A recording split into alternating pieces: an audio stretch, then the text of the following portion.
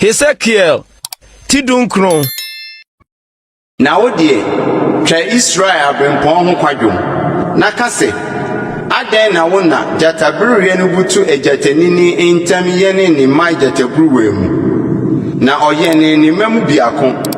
oye jatabruwa na usua hayo odi nipa nam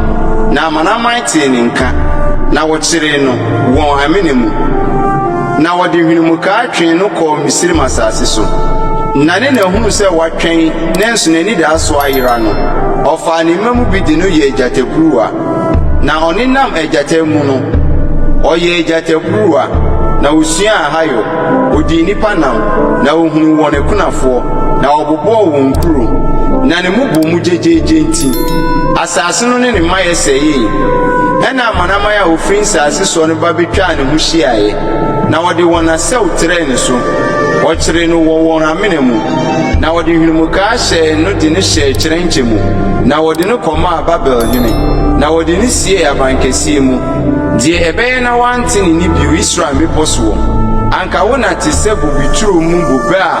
wata ne nsuo ho nsuo pinti na ban ne man bayi na onyampoma na eye din na eye ahemfompoma na ne kese ye kron koduru mu nunkun kusuntem na ohunu ne kron mu ne man duduru mu na wotu no anibre so to no hwefem na epoyen fra makusa na ba no ne mpoma na eye duru bubui na twintwamee na wojahye na afi wate no esere so asase pesa edisukom so